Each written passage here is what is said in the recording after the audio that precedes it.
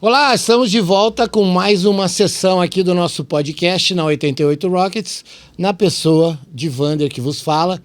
E hoje temos um novo tema, um tema extremamente interessante, que as pessoas vão se interessar normalmente. Por quê? Porque é um tema moderno, é um tema muito atual, onde o comportamento humano hoje, aquela coisa que as pessoas têm tantas dúvidas e tal, porque hoje os diagnósticos são diferentes, e é uma coisa que eu, se fosse você, ficava para assistir. Porque aqui na minha frente está uma amiga minha, Karina Bolzan, psicopedagoga de formação, com passagens por grandes empresas na área de educação. Ela é palestrante, ela é educadora, ela é multimídia total e está andando aí pelo Brasil, para todo lado, entregando um grande conteúdo dentro da neurociência da felicidade. E não é uma questão que ela vem desenvolvendo porque ela enxergou o Brasil de uma forma diferente. Ela é também uma pessoa que pesquisa, que busca, que vai atrás profundamente do tema. Então ela está trazendo conteúdos da Dinamarca, da Finlândia, porque ela também tem essa facilidade com as línguas e tal, e para juntar, compilar toda essa informação do que tem de mais moderno no mundo. E, com prazer, eu apresento para vocês a minha amiga Karina Bolzan. Prazer, uma alegria enorme estar aqui, Vandinho. E falando de um tema, né, que eu gosto tanto, né? Então, quando vem o convite, vamos falar do que a gente gosta, né? Lógico. E falar é com a gente mesmo, né? Então, vambora. Tem gente que fala pra mim assim, onde que desliga? Não tem power off. Tem pra ligar, mas pra desligar... Pra desligar fica difícil. Não tem como. Mas, Karina, o motivo de eu te convidar é porque, assim, né, eu tô aqui para aprender, né? Isso aqui tudo Todos foi construído, né? Foi construído para a gente desenvolver diversos temas e aprender. E eu sou um cara curioso, né? Você me conhece, eu sou um cara curioso pra caramba e tenho aprendido muito, porque as mais diversas pessoas vão sentar nessa cadeira e vão desenvolver os temas. Então, como, né, a gente já até bateu um papo aqui na hora que você chegou, eu quero que você entregue para a galera. Muita coisa eu já sei, muita coisa eu vou descobrir agora, mas eu quero que você entregue para a galera toda essa sua pegada de neurociência da felicidade mesmo. Por quê? Porque não é uma coisa que é comum de você ver, né? Você achou uma veia onde você está desenvolvendo, e não é um tema, é uma ciência, né? Às vezes a gente diminui, né? As pessoas estão estudando tanto, a gente fala assim, não, vamos desenvolver um tema. Pô, a gente está falando de neurociência, não é um negócio assim, eu vou te dar uma definição. Não é uma coisa rótulo, que né? Não vou rotular ou não vou dar uma definição para isso. Isso envolve muita coisa, né? Comportamento, de acordo com a idade. Então tem muitas vias dentro de... muitas nuances dentro de uma coisa só. Então, tá na sua mão, querida. Manda aí que eu tô aqui para aprender. Legal. Vandinho, primeiro fico honrada pelo convite. E você falou uma coisa, estou aqui para aprender. Acho que esse é o ponto principal, a gente entender que por mais bagagem que a gente construa em alguma área ou em alguma ciência, a gente aprende todo dia, o tempo todo, com a vida, nas situações diárias, um com o outro, né, e um pelo outro.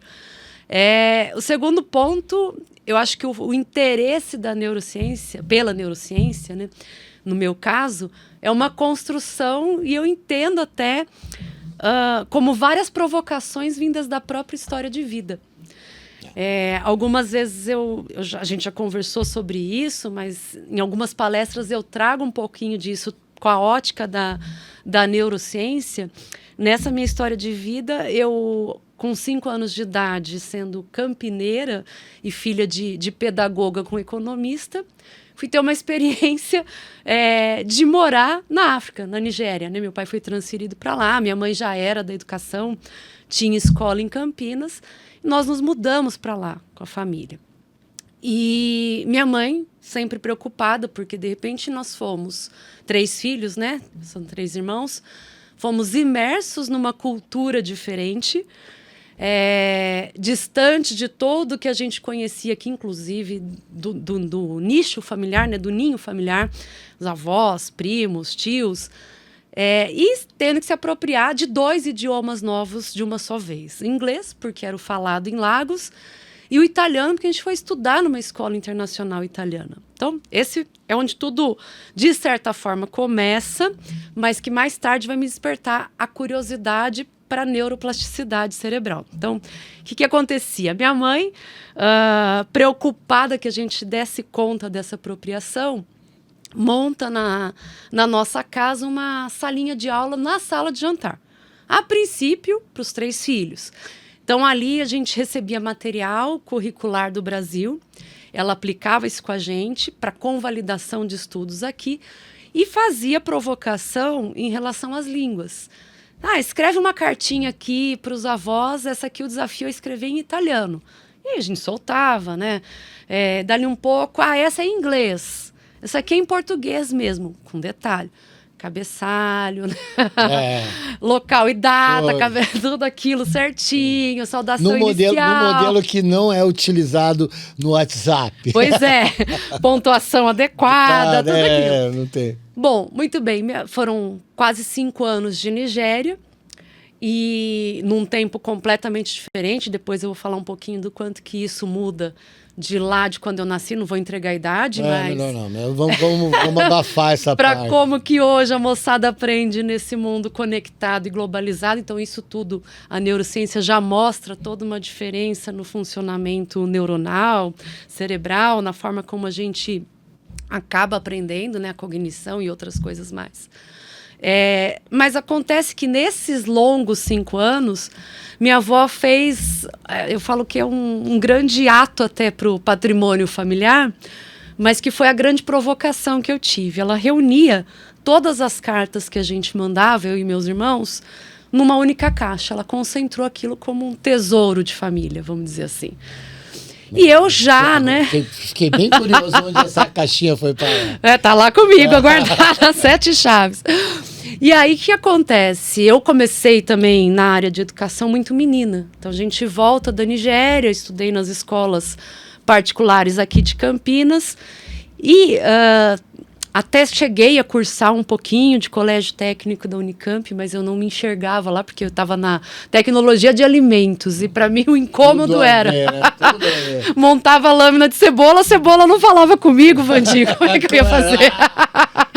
Que falta de comunicação nessa cebola. Que isso, fica parado aí, inerte, né? E eu gosto de gente. Aí foi o primeiro insight que eu tive. Então, insisti muito na época com meu pai para que me deixasse migrar para o curso de magistério, consegui até um estágio Primeiro fui para o trabalho, né, no estágio remunerado numa escola, e aí ele viu que realmente era aquilo que me movia, que era minha paixão, me deixou mudar para o magistério.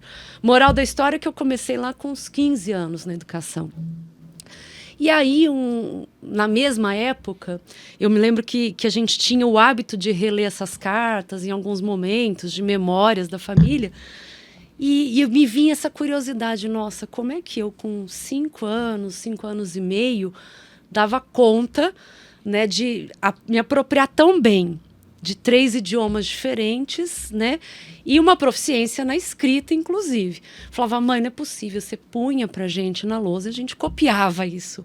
Não tem uma outra explicação. Não, eram vocês. Eu dava o desafio. Cara, desculpa te interromper aqui na tua história, porque eu falo sempre que é interessante pra caramba as pessoas cronologicamente sentarem aí nessa cadeira e soltarem essa história, como é que você foi se descobrindo, né? Mas você tocou num ponto agora de uma questão que você teve dentro da sua cabeça. Como é que eu fazia isso com 5 anos? Sentou um amigo meu esses dias, o Thiago, aí, e o Thiago está dentro de um projeto aqui em Campinas, dentro da prefeitura, lá, ele está prestando uma assessoria para o prefeito, e ele está desenvolvendo esse projeto que eu achei bem interessante, que não que explique o que você está falando para mim agora, mas eu vou pontuar só para ilustrar, que é totalmente conectado com a história da primeira infância. E é aquela história que do 0 aos 6 anos, esse desenvolvimento da criança é o que pode dar uma explicação que lógica para tudo que ela vai fazer depois. Exato. Porque é o grande período de construção, tá? A sedimentação. Exatamente, a sedimentação dessa cognição, tudo, né? O cerebral, né? É a estruturação real, do 0 ao 6, e aí depois você vai colocando coisa lá para dentro. Exato. Mas a base neuronal é ali, né? É ali, até os 6 anos. Toda a construção de sinapses. Mas eu só fui entender isso, Vandinho, mais tarde um pouquinho, né? Porque menina ainda começando... Ó, gente, fiquem tranquilos, ela me chamando de Vandinho, porque ela tem intimidade comigo para isso, tá? ela pode ficar à vontade. E aí, então, mas a curiosidade a respeito estava ali. Então, começa o curso de magistério, aí fui para pedagogia, daí você começa a ter um pouquinho de aula de neurologia, vamos entender um pouco do quanto que o 0 ao 6, às vezes 0 ao 7, é tão essencial, né, para a gente fazer deve, inclusive, fazer estimulação da criança, porque é onde a gente consegue realmente toda essa base de sinapses, de maior conexão de neurônio. Então, você vai ganhando uma robustez, né, uma ramificação neurológica importante que vai ser a base para toda a vida. Foi o que você falou. Depois você vai só acrescentando um pouco mais. Aí fui para o mestrado em educação. Quando eu chego na pós-graduação em psicopedagogia, que foram 3 anos de curso, eu tinha uma grande base, tive a sorte de ter um grande mestre neuropediatra, onde a gente tinha 3 anos de curso voltado para o olhar neurológico da criança. E aí foi a minha grande paixão, acho que o grande despertar para tudo isso, né? Desde entender um pouco do que a neurociência se concentra, estuda, então desde já vamos entender as estruturas cerebrais, né? Vamos entender o que cada estrutura tem de papel dentro do córtex, então como é que isso vai funcionar, toda essa máquina maravilhosa, né? Por como que ela se desenvolveu ao longo dos tempos, então, desde do homem primitivo até hoje, a composição que a gente tem disso. E aí é uma paixão que não tem fim, né? Em paralelo a isso, você trabalhando na prática, na vivência, na gestão, né? Eu fiz carreira executiva nos maiores grupos educacionais do país, e isso me deu uma oportunidade muito grande também para, em paralelo ao entendimento da parte científica do cérebro em si, entender um pouco desse olhar de mundo, né? Então, eu acabei visitando mais de 16 países, muitos deles com trabalhos ou de pesquisa ou de apresentação de pesquisas. Por exemplo, estive em um dado momento na Universidade de Joanesburgo, e aí o ponto de curiosidade vira outro, né? Como é que um movimento lá tão forte de social, né? Que nasce de toda essa questão do apartheid, como é que isso transformou-se numa cultura educacional com uma intencionalidade pedagógica própria, né? Onde eles vão dar uma determinada estimulação neuronal para essas crianças desde pequenos, e o resultado que isso vem lá na frente como sociedade.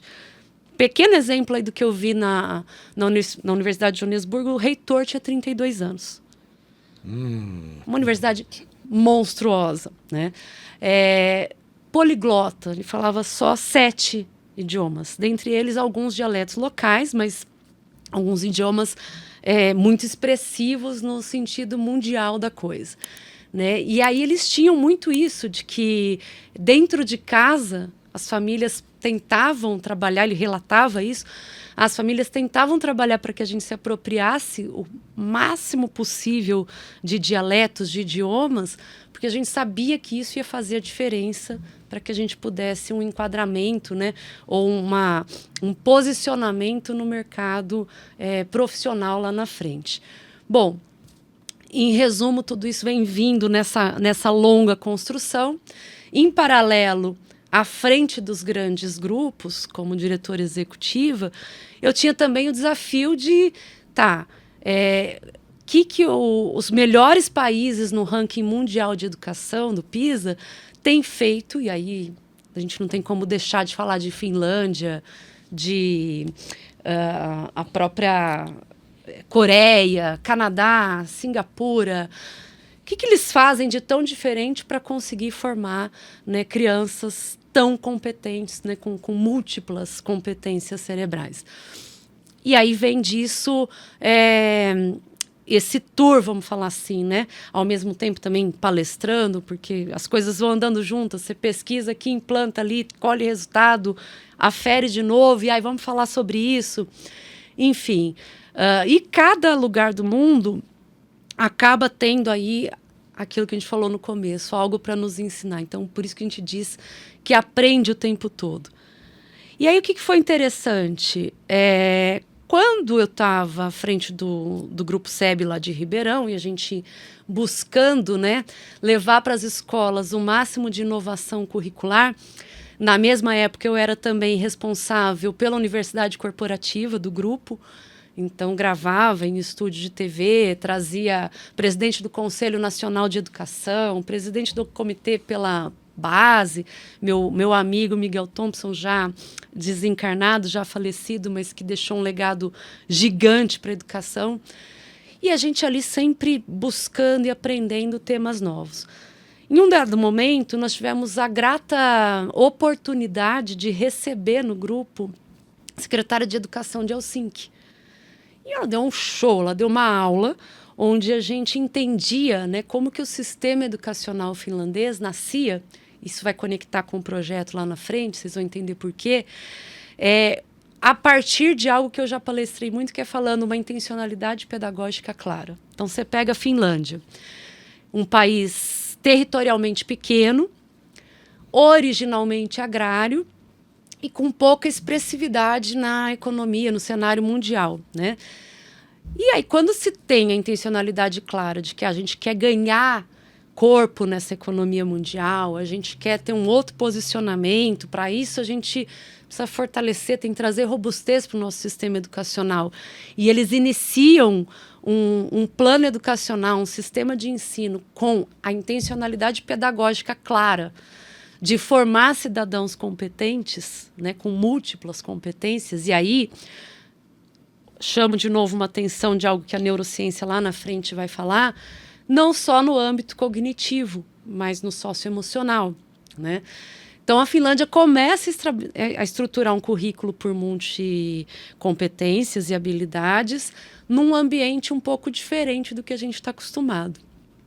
Então, em vez daquela sala de aula convencional, onde nós ficamos enfileirados, e eu olhando para a nuca do colega da frente, o de trás olhando a minha nuca, e geralmente o que a gente ouvia, né, dos nossos professores? Se eu tentasse virar para o lado e conversar, vira para frente, presta atenção, não fale, né? Foca em mim, foca em mim, eu sou o centro. Então, começa-se a mudar toda uma dinâmica de sala de aula, e a neurociência sempre dando embasamento, né, no viés da plasticidade cerebral, não. Se houver mais interações, mais sinapses. Se eu tiver uma aprendizagem colaborativa num espaço arquitetônico que favoreça que eles aprendam juntos, melhor o socioemocional vai se desenvolver. E aí eu tenho cognitivo e emocional se desenvolvendo junto para o bem-estar comum. Resultado, eu formo cidadãos mais competentes. Então agora eu vou te interromper de novo. Vamos embora. Isso aí, o que acontece? Dentro da minha cabeça, você tá dando essas informações e eu tenho que pensar que nós estamos aonde? Nós estamos no Brasil. Então você citou sistemas pedagógicos e desenvolvidos, Canadá, Helsinki, né, Singapura, você pegou algumas referências, né? E aí, pelo pouco que eu te conheço, eu sei que você não é uma pessoa que é dada a abraçar frustrações. Só que é o seguinte, a gente está falando de sistemas desenvolvidos com uma base muito forte, né? Essa base forte vai ter muito significado lá na frente, né? Que você falou agora de um reitor de universidade com 32 anos, que fala 7 idiomas e desenvolvendo muita coisa. E aí eu começo a lembrar, eu tive uma escola profissionalizante e tudo mais, e eu, de uma forma ou de outra, sem pensar em neurociência ou nada disso, eu tive um momento que eu precisei me meter na história, porque eu era só o diretor da escola, o dono da escola, e não tinha uma ligação de sala de aula com os alunos. Só que aí eu comecei a perceber que os professores traziam para mim muita coisa assim, pô, mano, tá difícil assim, tá difícil assado e tal. Falei, gente, como é que é isso? Qual que é a dificuldade de vocês? Vamos tentar resolver junto? Porque eu tô num esquema de franquia, porque eu, por um lado eu tô engessado, mas por outro lado eu sou dono dessa coisa aqui e eu tenho que resolver os problemas internos da melhor maneira. Não, porque tá uma tensão e tudo mais. Eu falei, tá, qual que é a briga? Eles não acreditam. Só que o cara que é professor de informática não tem que, né, ficar querendo se meter. Pô, se eles acreditam que eles vão melhorar, que eles vão melhorar. Ele faz aquele negócio, né, que eu chamo de engessado mesmo, né? Ele vai ensinar informática, aquela coisa assim. Aí, a franquia na época estava falando de desenvolver um projeto de desenvolvimento pessoal. E aí eu conversei com outros amigos e tal. Não, a gente já tem. Falei, opa, então me dá. Aí quem vai dar aula de desenvolvimento pessoal? Aí você chegou no X da questão. Manda pra mim, manda pro peito que eu faço. E aí eu colhi o material e abri lá. Falei, galera, vai ter aula de... não, mas mais uma matéria, professor, porque a galera não quer, né? Na verdade é essa. Mais uma coisa, eu falei, não, vai ser legal. Meu, fogo no parquinho. Fogo no parquinho, a galera falava assim, era uma gritaria na minha aula, uma gritaria, só que assim, as salas eram de vidro, as pessoas iam ver o que estava acontecendo. Primeira coisa, acabei com esse negócio de fileira. Quando eu chegar aqui, já é um círculo, eu quero olhar na cara de todo mundo, eu vou ficar aqui de pé, sentado na mesa, ou caramba, nós vamos ficar em círculo, todo mundo vai participar, e papapá. Pô, aquilo era estranho para eles, porque nunca... E eu trabalhava muito com a classe C e D, Karina. Então, a classe C e D, a escola municipal, a escola estadual, aquela coisa do professor estressadíssimo, que ele não vê a hora de se aposentar e ir embora. Por quê? Porque ele faz aquilo há 20, 30 anos e ninguém muda nada, ninguém mexe na estrutura, não... Cara, pior ainda que não mexer na estrutura. Pior é que não mexer na estrutura é não mexer no conteúdo. As coisas estão te desenvolvendo e tem nego dando aula de história, de geografia, igualzinha 40 anos atrás. Perfeito. Entendeu? Então, isso me enlouquecia. E assim, nego cantava, todo mundo tinha que ler. Tal. Eu tenho até um episódio que me emociona um pouco. O menino virou e falou assim... Eu falei, lê aí. Ele, não vou ler. Eu falei, como?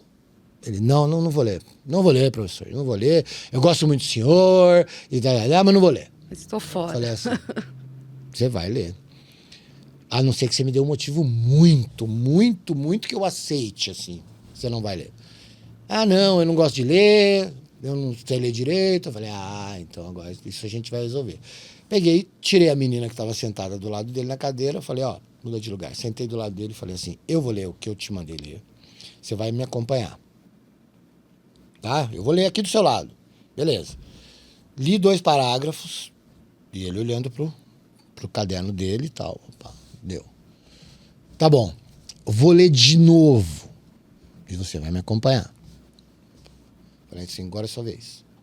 Aí eu olhei pra sala assim, todo mundo louco pra rir dele. Falei assim, e outra coisa. O primeiro engraçadinho aqui, não vai gostar do que eu vou fazer. Quem se meter a dar risada ou tudo mais, que esteja pronto para fazer muito melhor. Porque se não fizer, não é um pouquinho melhor. Vai ter que fazer muito melhor. Muito. Vai ter que se superar total, porque eu sou um cara legal, mas eu não sou bonzinho. Já dei no meio. Bem pedagógico, né, Karina? Bem pedagógico. E ele respirou, falei, vai, manda pau. Ele, pá. Ele leu como uma foca leria. mas ele já leu. Já Eu já superou o falei, primeiro desafio. Espera aí, uma vitória minha e tudo mais.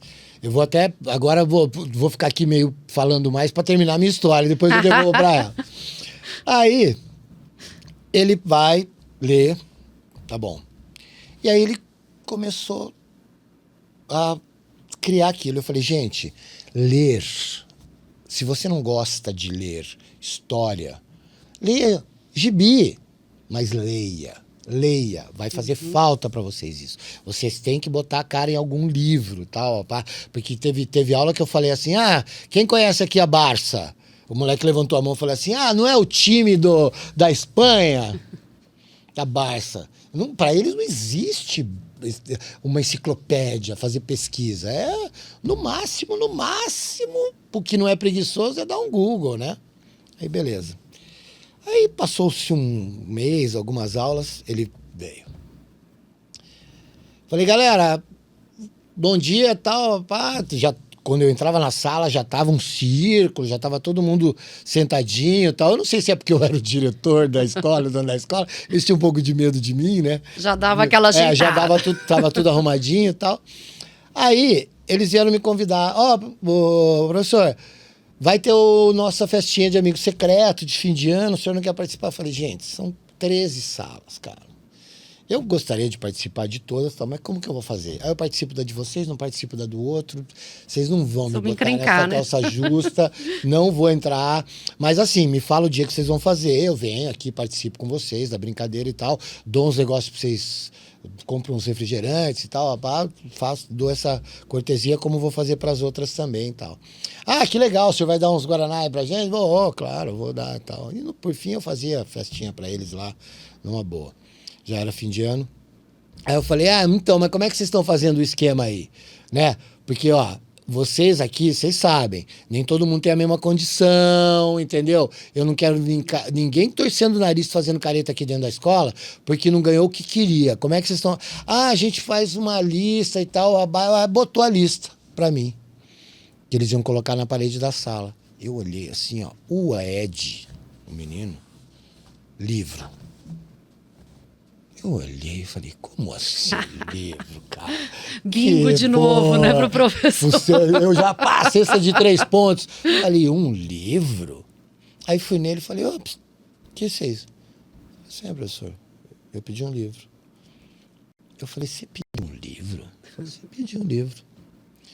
Eu falei, porra, tô bem feliz com isso, viu? Porque, tem 27 pessoas aqui, só você pediu um livro. Ele falou assim, mas eu tô agora trabalhando lá na igreja e eu preciso ler mais. Eu falei, o que você está fazendo na igreja? Ele falou assim, eu sou instrutor de teatro das crianças, os pais vão pro culto e eu fico dando aula de teatro para as crianças até 7 anos. Ele tinha 16, cara. Belezinha. E até outro dia tinha medo de ler. Eu fiquei me achando cara, né? Eu falei, o cara tá dando aula. Tô realizado. E beleza, tal. Eu falei, beleza, ok. E esse moleque me fez chorar, claro, né? Ele ganhou o livro dele, né, no coisa, mas ele me trouxe o primeiro livro que ele leu inteiro, né? E aí ele falou assim, qual o livro que você leu inteiro? Ele falou, eu li um livro assim, assim, assado. Eu falei, tá bom, eu quero ler esse livro aí, traz pra mim, que eu quero ler, eu te devolvo. Aí ele veio um dia com o livro, entrou na minha sala, me deu o livro. Eu falei, obrigado, vou ler. Um livro fininho assim, né, cara? A gente que já li cada bagulho gigantesco. Aí, tá bom. Obrigado, vou ler, essa semana eu te devolvo. Ele falou assim, não, é seu. Que bonitinho. Eu falei, por que é meu? Ele falou assim, porque é o primeiro livro que eu li. Aí Vander, né? Não xinguei o moleque, dei aquela desbaratinada. Eu falei, porra, moleque desgraçado, você tá me matado com isso. Ele falou assim, não, eu não quero mais esse livro é seu. Esse livro é seu, porque foi o primeiro livro que eu li. E eu vou falar uma coisa pra você. Eu, em 15 anos, nunca fui encorajado. Entendeu? Então, eu fui encorajado e em 3 meses... Eu não sei te dizer quantos livros eu li, mas o primeiro é seu. fiquei passado, né? Virou meu queridinho. Gerou até uns ciúmes. Mas você vê como é que é? É aí que eu queria chegar. Quando você pega um negócio muito cru, porque o Brasil tá cru, Karina. E aí você quer trazer um negócio que tá super desenvolvido, onde a base não tá estruturada, como é que você bloqueia uma possível frustração? Vamos lá. Primeiro, parabéns, né? Porque a gente, como educador, como professor, quando consegue uma conquista como um case desse, a gente fala, puxa, vale a pena, né? Vale muito. Ao mesmo tempo, Wander, essa experiência que você contou desse menino mostra pra gente que a gente pode ficar esperando um projeto de nação. E aí, olha que bacana, a gente teve também uma vez uma videoconferência, ele já é falecido, mas na ocasião era ministro de Educação de Singapura. E uma das coisas que ele falou para nós foi o seguinte: mais do que um projeto de educação, nós temos um projeto de nação. Então, isso faz toda a diferença. Me dá até um arrepio quando eu penso no país que eu vivo. Ai. Então, a gente vai ter o mundo dos sonhos, Sim. Finlândia, Singapura, vai ter Canadá, que tem claro onde eu quero chegar, né?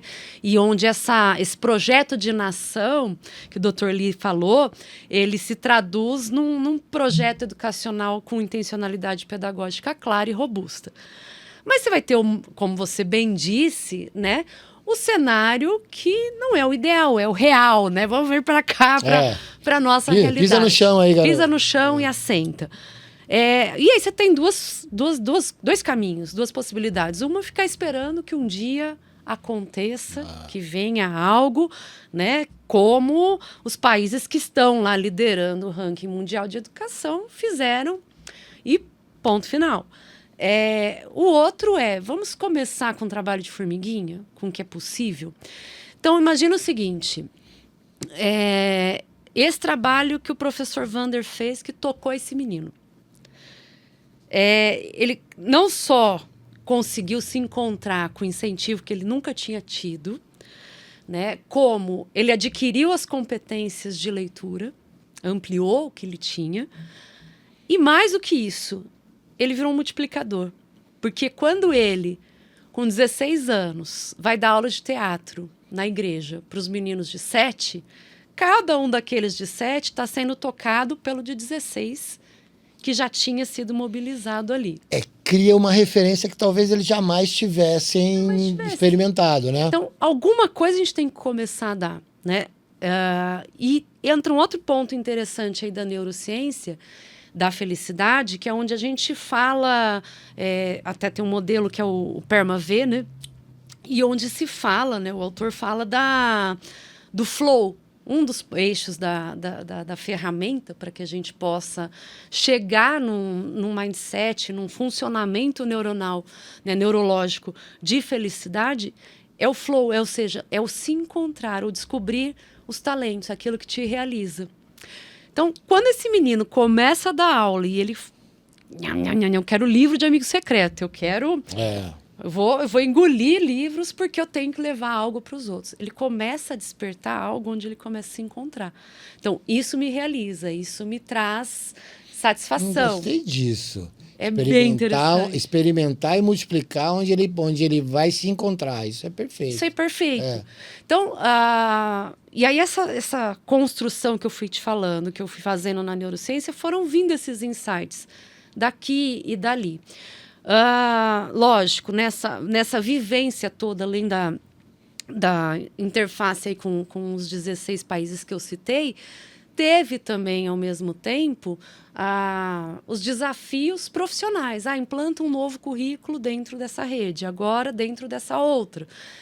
E aí tive também uma experiência, pouco antes da pandemia, onde eu também era diretora de estratégia de uma grande rede que atuava em vários estados, uma rede religiosa, inclusive, confessional. E a gente tinha aquela dicotomia, né, de, ao mesmo tempo, uma instituição extremamente conservadora, tradicional, com os seus princípios arraigados, num cenário em que a gente tinha, e aí é o máximo quando a gente fala da nossa realidade Brasil, o máximo de referência que a gente consegue alcançar. A gente tinha, em 2018, uma homologação da Base Nacional Comum Curricular, então é onde vem todas essas referências, né, do que a escola deve trabalhar em cada série, do 0 ao 6, do 7 aos 14, no ensino médio. Então, qual é a base curricular comum, né, que em qualquer escola no território nacional a gente tem que trabalhar, tem que garantir que eles trabalhem. E a mudança que a BNCC trouxe foi no sentido de começar a olhar para que o currículo não seja o conteúdo, mas sim a habilidade, a competência, a área de competência. Isso, olhando lá para fora, foi o máximo que o Brasil, até hoje, conseguiu chegar e se inspirar. Onde é o gap? A gente não tem, nem na formação de base do professor, nem nas ferramentas didáticas de sala de aula. Isso está começando, né, nos sistemas de ensino a mudar um pouquinho. Mas a grande verdade, por exemplo, quando a Base Nacional Comum Curricular traz o desafio das habilidades e competências socioemocionais, habilidades para projeto de vida, né, para o que vai sair lá na frente, a gente tem professor que não teve essa formação base de entender como é que eu trabalho uma habilidade socioemocional com estratégias e ferramentas específicas. Então, pausa aí. Por outro lado, a gente tem uma base de referência. Então, o que nos cabe? E aí, na iniciativa privada, já que a pública ainda não tem tido esse alcance. Criar ferramentas. Vamos criar ferramentas didáticas e instrumentalizar o professor para que isso consiga chegar lá na frente tocando os meninos. Muito bem. Então, o medo da frustração não pode existir. A gente tem que saber que aonde eu estiver atuando, eu tenho que fazer a diferença. Eu tenho que conseguir que esse menino de 16 anos comece a se encontrar, que ele comece a localizar propósito, que ele comece a multiplicar isso para que outros também comecem a ver sentido. E aí o ponto da aprendizagem conteudista para uma de habilidades e as metodologias ativas, que também estão inerentes à BNCC, o que vai ser bacana, e a gente não pode ter medo da mudança, né, de mudar da carteira enfileirada para o trabalho em sala de aula. Eu falava muitas vezes em formação de professores, e rodo o Brasil de fora a fora fazendo isso, outro dia numa secretaria de educação, Secretaria Municipal de Educação. Falei, gente, não tenho medo da sala barulhenta. Sala barulhenta é sala produtiva. Deixa eles tagarelarem. Deixa, porque é onde eles estão formando sinapses, eles estão interagindo, eles estão trabalhando as socioemocionais também, porque eu preciso. E aí o papel do professor vira outro, né? Eu tenho que ser o mediador disso. Então, você tem tolerância à opinião divergente da sua? Pausa. No nosso país, o que a gente mais tem visto. Não é bem assim. A intolerância política, religiosa. Você pensa diferente de mim, Mas eu nesse ponto, eu concordo muito com você, assim, ó. Eu acho que eles têm que ter... Porque, por exemplo, existem... Uma coisa que eu acho meio complicado no ensino brasileiro, assim, você cravar uma sala de 50, né? Pô, 50, são 50, cara. Não é uma coisa que você vai ter esse alcance. E a gente tem isso, né? Pô, você não vai... Não é que somos que gostamos de educação e que trabalhamos já com educação. Nós não somos salvadores. Nós somos pessoas que estão entregando conhecimento e tudo mais, de alguma forma, que muitas vezes da forma possível e com muita luta. Não é fácil. Eu acho que aqui no Brasil, por exemplo, essa valorização do professor está muito aquém, né? Sim. Você não tem... É absurdo como um professor é tratado aqui no Brasil. E eu não estou falando de polarização, de como é, como não é. Eu sou o cara que está preocupado com o ensino de base. Perfeito. Eu estou preocupado com o ensino de base, porque é ali que você vai construir um cidadão. Não adianta, porque o professor da faculdade, ele faz o que ele quer, ele é politizado. Cara, faculdade é outra coisa. Se a gente tem um ensino de base, onde a criança e o adolescente é ensinado a pensar e criar suas próprias opiniões e tudo mais, ele vai ser muito menos influenciado por qualquer idiota que está querendo botar um negócio na cabeça dele de forma forçada. Então, eu acho que o ensino de base que foi abandonado. É essa a minha preocupação. Então, quando a gente fala de salas de 50 alunos, papá, e desse barulho que você falou, que eu achava um barato, que todo mundo ia lá ver minha aula porque tinha hora que tacava fogo, eu fazia cantar, eu virava, porque a minha aula era desenvolvimento pessoal. Então eu tinha que arrancar deles justamente isso, essa coisa de eu posso. É isso.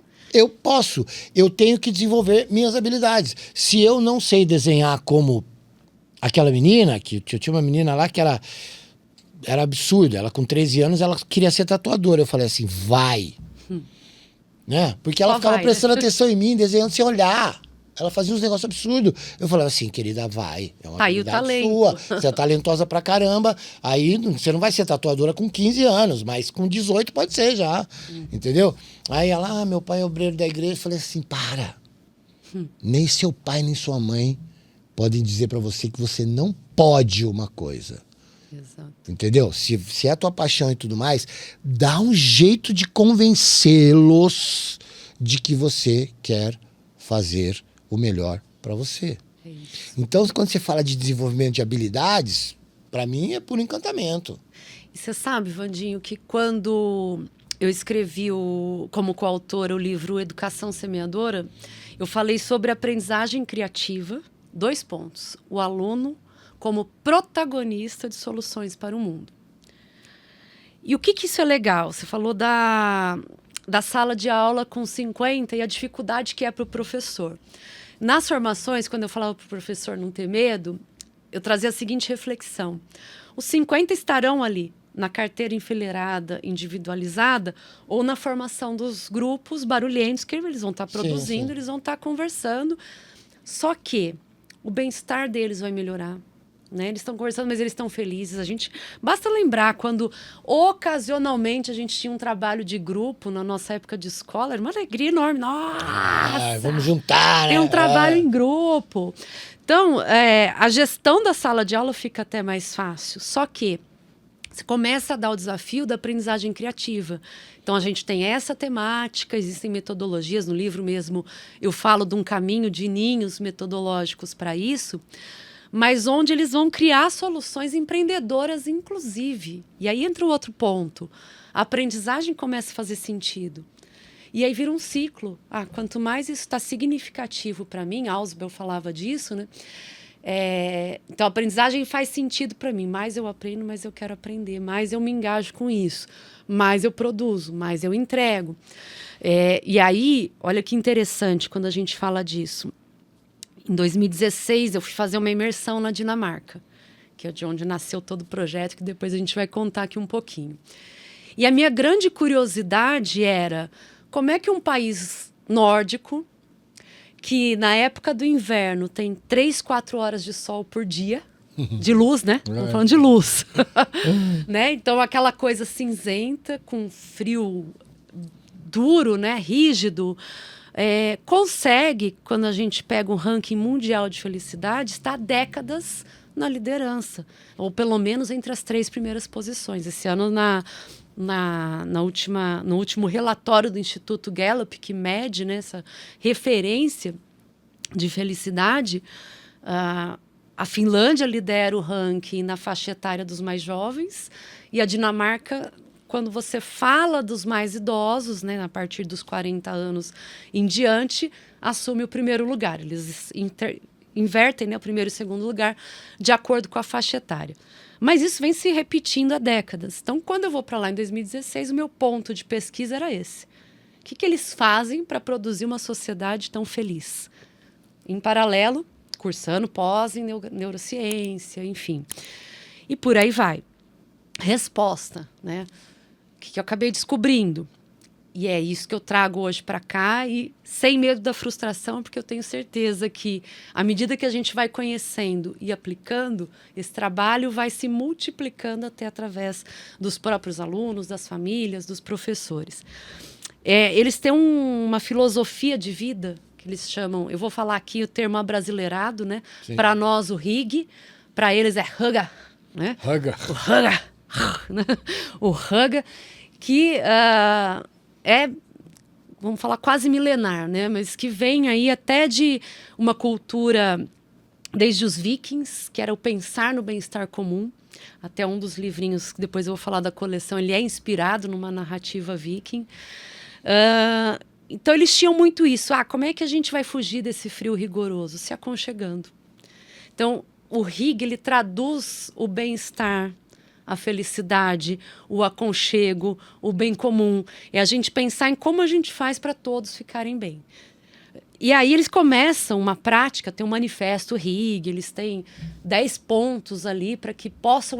Eles até usam a expressão do entrar em RIG.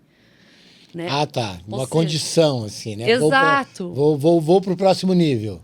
Perfeito. Então, assim, dentro de casa, as luzinhas estão aconchegantes, o cenário está agradável. A gente trouxe plantas para dentro de casa, já que lá fora está tudo coberto de neve. Então, a gente tem plantinhas, a gente tem florzinhas, mantinhas, almofadinhas, o ambiente está acolhedor. E aí entra outra questão, né? Quando eu falo das luzinhas, da ambientação, do aconchego que precisa ser criado, rigorosamente, diariamente, criteriosamente, semanalmente, mas eles fazem regularmente isso. Dinamarca é o país que mais consome velas no mundo. Né? Então, tudo... Eu tenho uma relação bem estreita com velas e eu acho que velas realmente elas transformam ambientes. E é uma neura minha, né?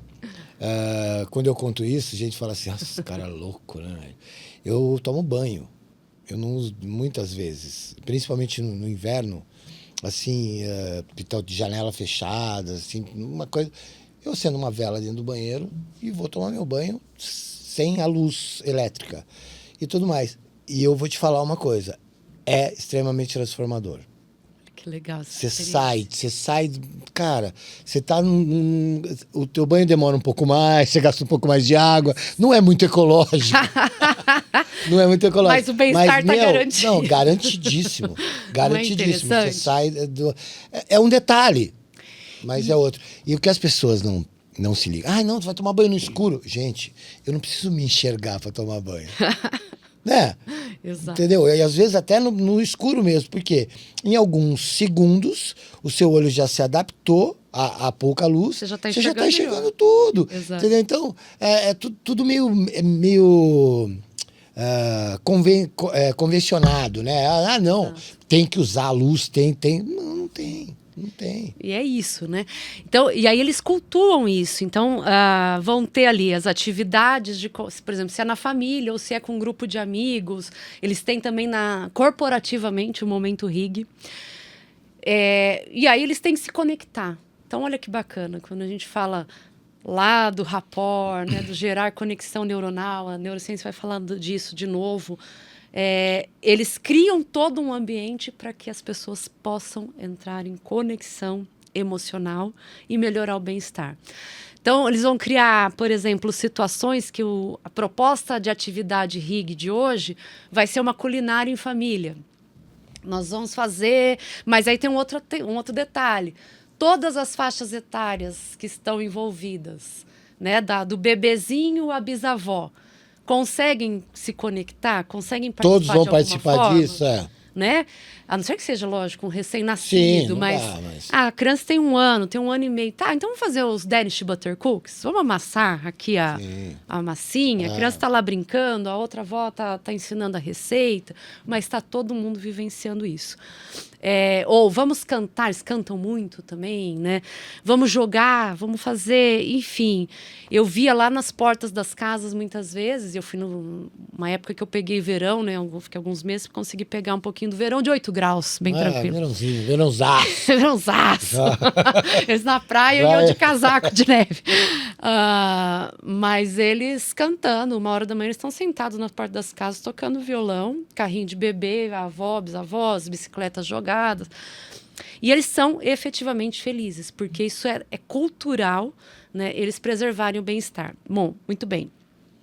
O que isso tem a ver com a escola? Quando eu visito as escolas dinamarquesas, e aí teve uma experiência que foi muito marcante, que quando eu escrevo aprendizagem criativa como soluções para o mundo, foi muito inspirado no que eu vi nessas situações de lá. Eu chego em uma escola e tinha uma quadra de futebol, né, a quadra poliesportiva, e eu percebi que tinha uma moldura feita em volta da casa com aquele espaguete, né, macarrão de natação, tudo colorido. Então eram algumas madeiras emoldurando, forradas por aquilo. E eu fiquei curiosa, né, porque verão não fazia muito sentido, as crianças correndo, usando a quadra dentro daquela moldura. Aí chamei a professora, né, que estava me apresentando, falei, o que é aquilo? Peraí, eu vou chamar as crianças para te apresentarem. Falei, tá bom. Vem uns tocos de 10 anos, olhando assim para mim. Aí tá, o que é aquilo ali? Aquilo a gente teve um dia que a gente estava conversando e a gente ficava um pouco triste, porque quando vem a neve, a gente perde a brincadeira externa e perde a quadra. E aí nós fomos para a oficina e para o espaço do bem comum. Eles têm as salas de empatia também. Que sonho! Que sonho, meu Deus do céu! E a gente ficou pensando em como que a gente pode superar isso para que todo mundo fique feliz mesmo na neve. Na oficina Maker, nós desenvolvemos o protótipo e pensamos que se a gente emoldurasse a quadra na época da neve, a neve vai cair ali, a gente rastela a neve, pelo menos 10 minutinhos de quadra a gente consegue garantir. Depois não aguenta muito mais. Sim. Que bacana, quanto tempo tem isso? Já está há uns 2, 3 anos que a gente está fazendo isso e tal. Falei, que legal. E aí provoquei. Falei, mas já que vocês pensam no bem comum, no bem-estar comum, essa solução que vocês arrumaram para a quadra daqui serve só para essa escola? Não! Isso aqui... Não, já levamos para as outras. Pega essa, Vandinho. Isso aqui já virou patente, a gente está vendendo para as outras escolas. Não só distribuíram a ideia, como patentearam e estão vendendo. Estamos empreendendo. Então, isso tudo foi me levando, né, a pensar numa base curricular onde a gente consiga trabalhar socioemocional, consiga trabalhar aprendizagem criativa pensando nesse bem comum e empreendedorismo. Então, foi onde eu fui intensificando um pouquinho mais. Muito bem. Ano passado, eu tive a oportunidade de ir para a universidade em Miami, e onde eu fiz também a pós em Neurociência da Felicidade. E hoje, esse tema, a gente vê muito dentro das empresas, das corporações, né? Você começa a perceber que eles estão levando alguns projetos, até a certificação que a gente consegue, né, nesse curso específico, ele é de um Chief Felicity Manager, né, o gerente, o gestor da felicidade no escritório, vamos falar assim. Então, o que se acaba pensando? Bom, a gente vai tentar melhorar o bem-estar lá no cenário de trabalho depois de uma vida inteira transcorrida sem uma base neurológica, né, para a felicidade. E a neurociência da felicidade, ela também tem outras ferramentas onde ela fala, você vai manter como que você vai fazer para manter as emoções positivas, o coeficiente de emoções positivas elevado. Então, é balanceamento mesmo de emoções, é ganhar musculatura, é ganhar robustez. E aí, o que eu comecei a pensar? Falei, não adianta lá no final do processo, como a gente disse lá no começo da conversa, é lá do 0 ao 6 que está a base. Sim. Né? E aí, só um detalhe, Vandinho, quando a neurociência começa a avançar, principalmente, né, dos anos 70 para cá, começa a se entender nessas estruturas neurológicas e até Naziga, depois Goleman, vem falar um pouquinho dos dois cérebros.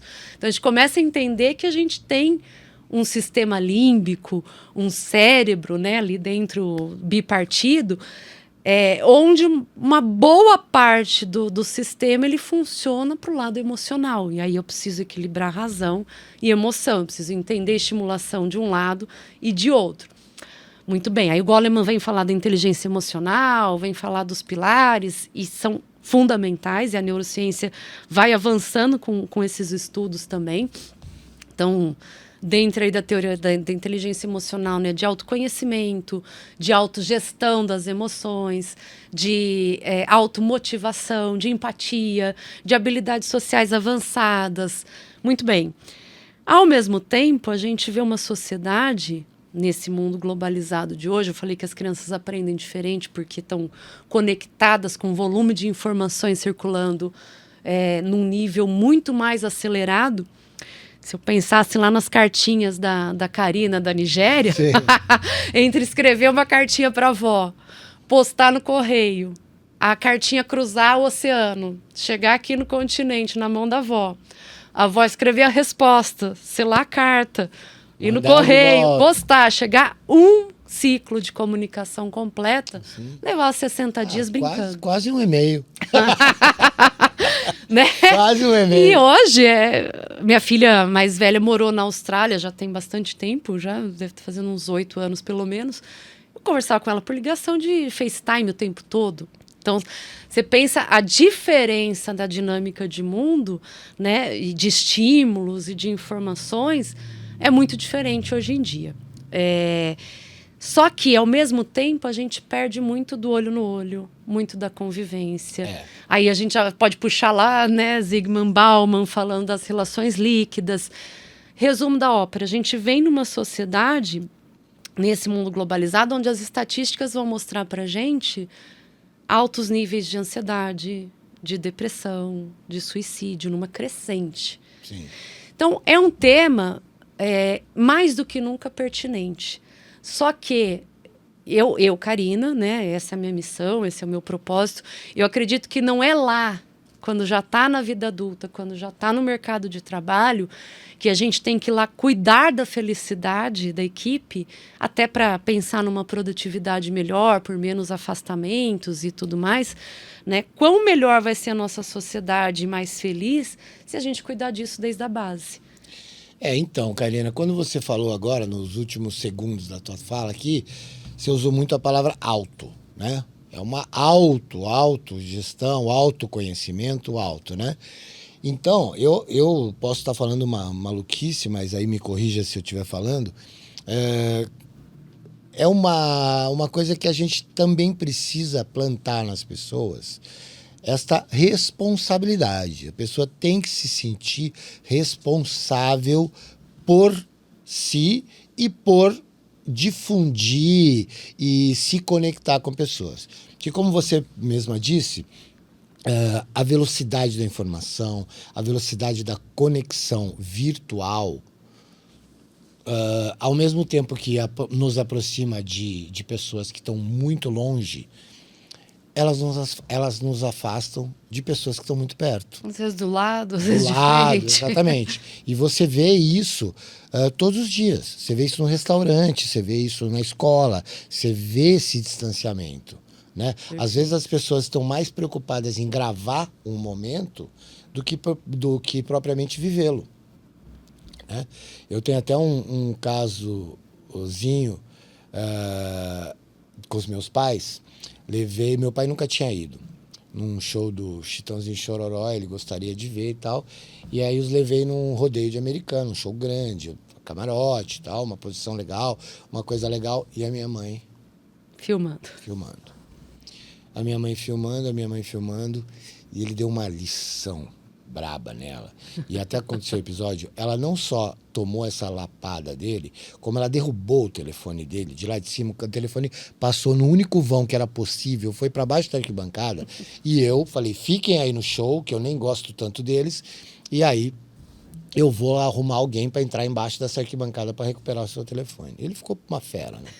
Mas a resposta que ele deu para ela, ele falou o seguinte, ele falou assim, eu vim para um show e eu vou usar a minha mente para gravar esse momento. Foi a hora que ela derrubou o telefone. Foi a hora que ela derrubou o telefone. Porque, choque de realidade. Ele falou assim, eu não preciso gravar. Eu vim aqui para viver isso.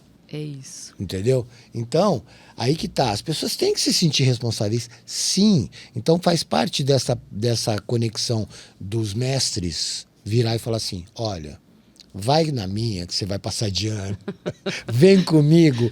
Porque você precisa olhar para dentro de você mesmo para que você seja um agente melhor da transformação. Tô errado? Gente, é isso mesmo. É.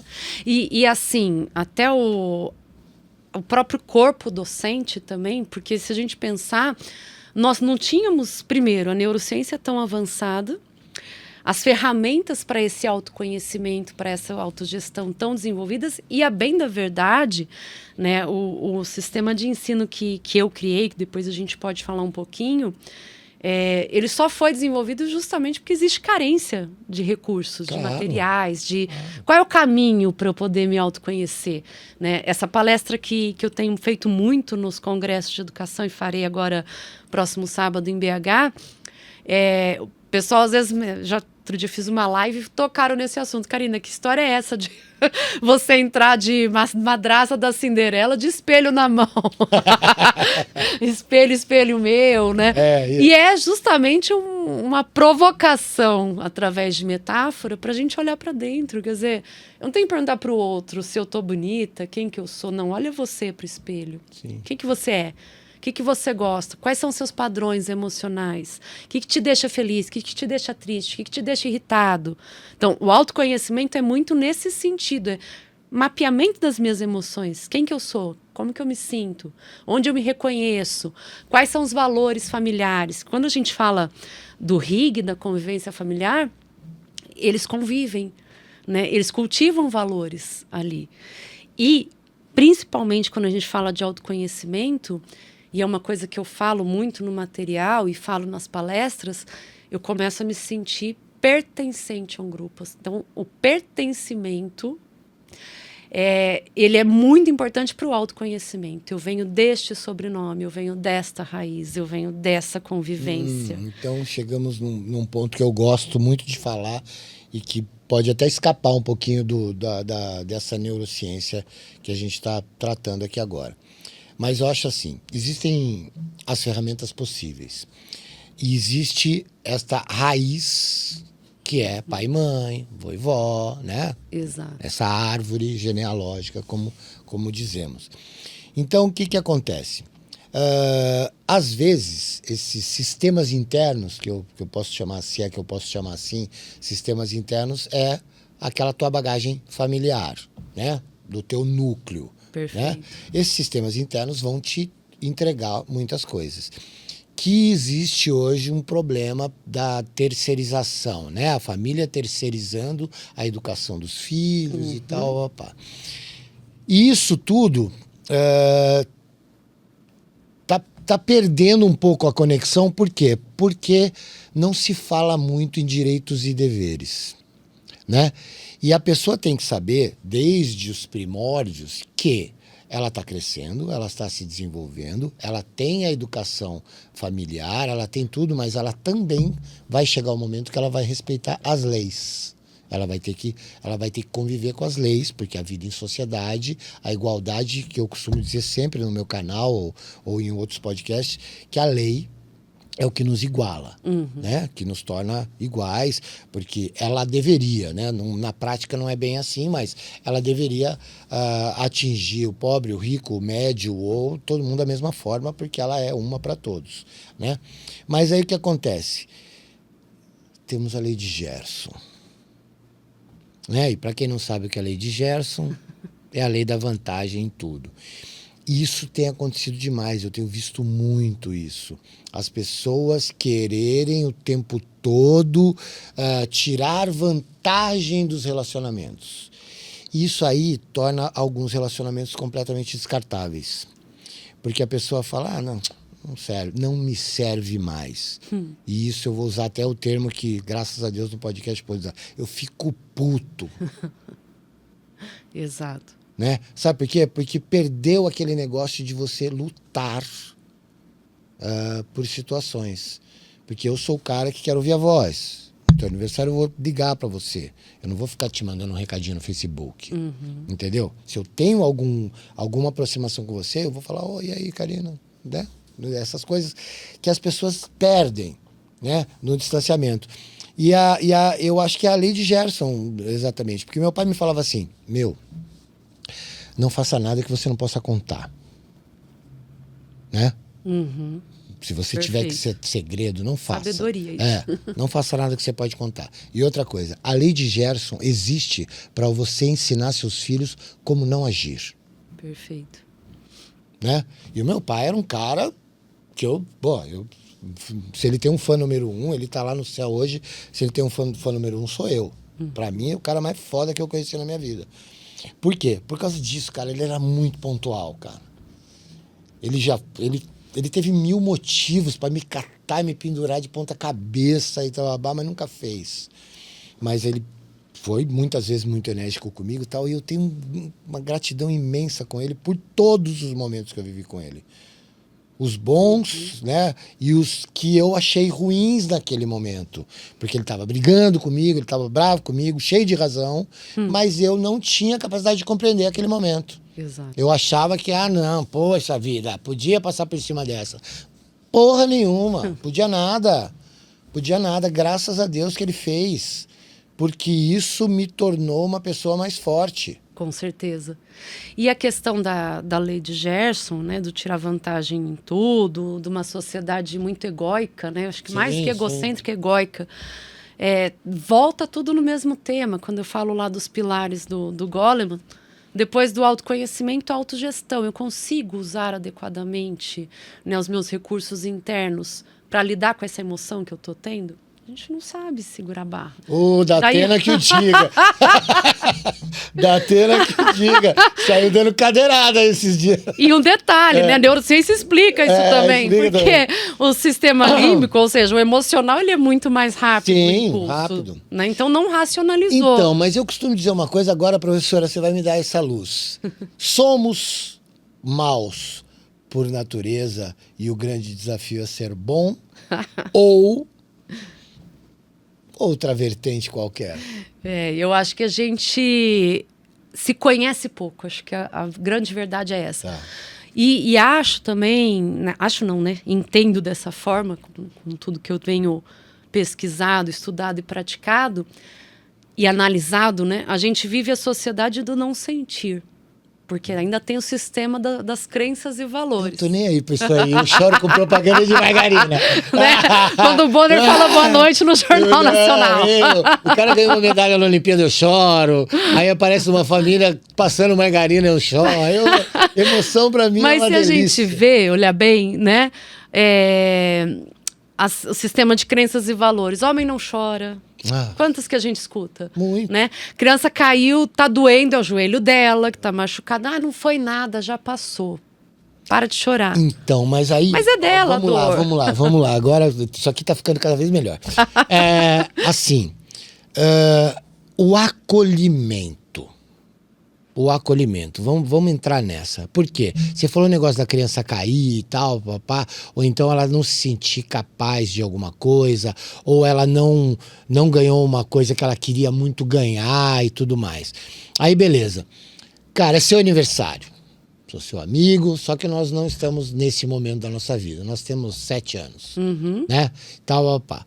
E aí, eu acho legal uma jaqueta que as crianças lá na escola, estudamos na mesma escola, e aquela jaqueta da escola, tal, que todo mundo tá usando e tal, mas não é do uniforme, não é aquela coisa convencional, que eu particularmente, eu sempre achei que essa história do uniforme era absolutamente necessária para que a coisa ficasse mais organizada, justamente mentalmente, porque somos todos iguais aqui, aprendendo a mesma coisa indo no mesmo E rumo. de novo, pertencimento.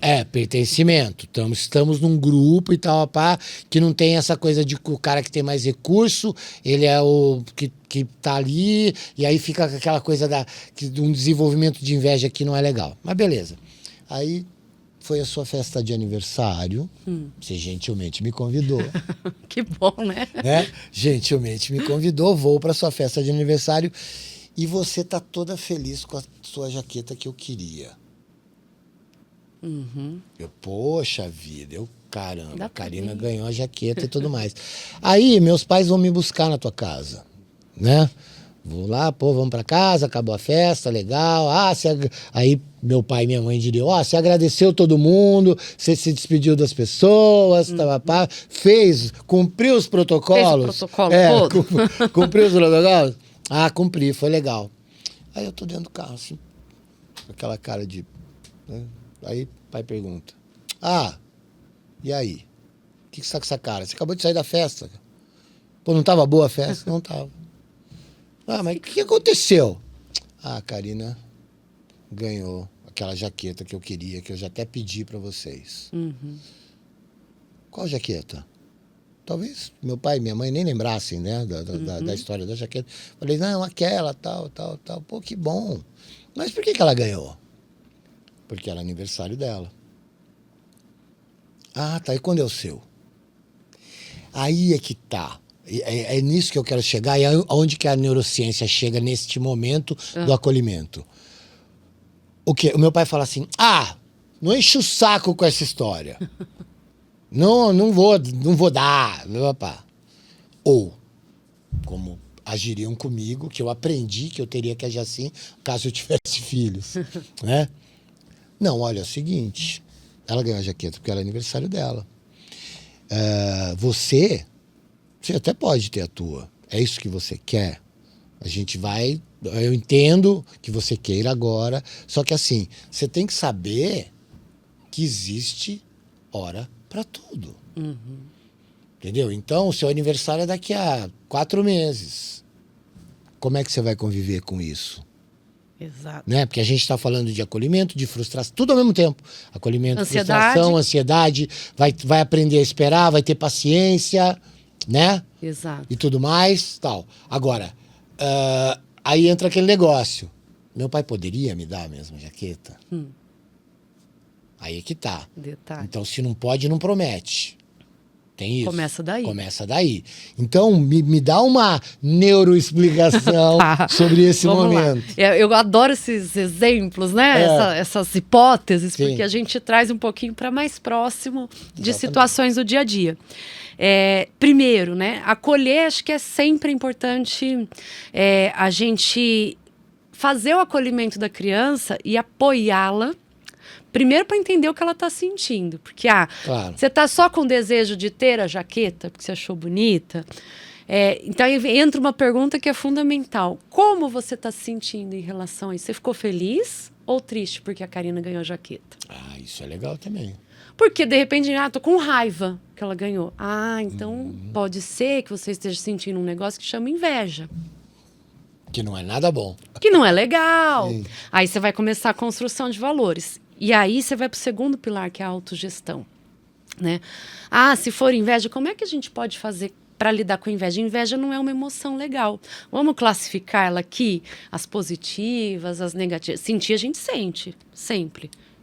Boa ou mal. Não.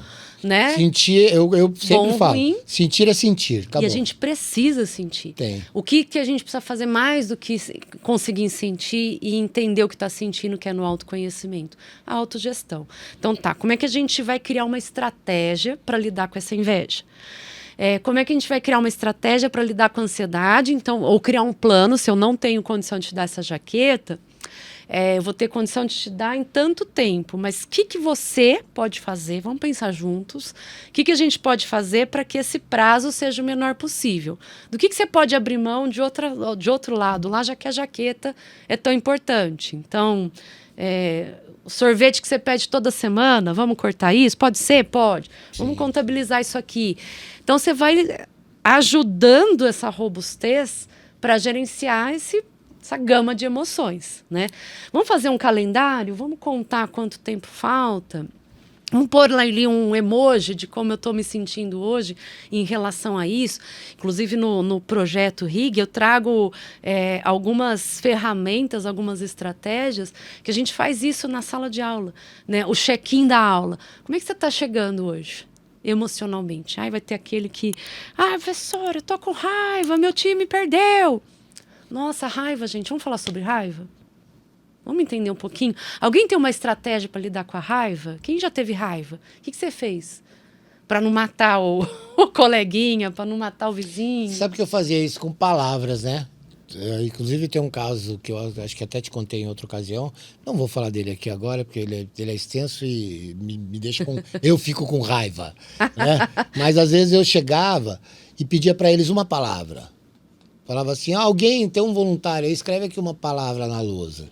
E aí alguém escrevia uma palavra e eu falava assim, vou ali tomar um café, vocês têm 5 minutos para pensar. Alguém, eu vou escolher a dedo, alguém vai me falar por 3 a 5 minutos sobre a palavra escrita na lousa.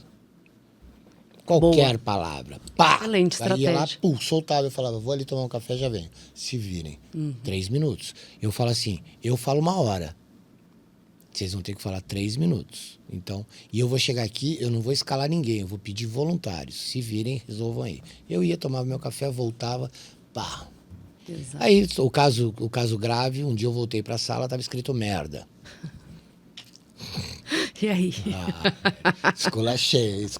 Ninguém levantou. Eu falei 45 aí minutos deu sobre raiva. merda. Eu falei 45 minutos sobre merda. Eu falei, e vocês vão ficar quietos. E aí, ficaram quietos. Bom, tá. A partir deste dia, virou uma festa, a palavrinha. Todo mundo tinha o que dizer. Exato. Porque eu fiz uma abordagem assim, não quero lidar com gente engraçadinha que acha bonito ser incompetente. Quero lidar com gente criativa, bem-humorada, feliz, e é isso que eu venho fazer aqui. Então, vocês tentem se corrigir o mais rápido possível. E se precisar da minha ajuda, pode solicitar. Né?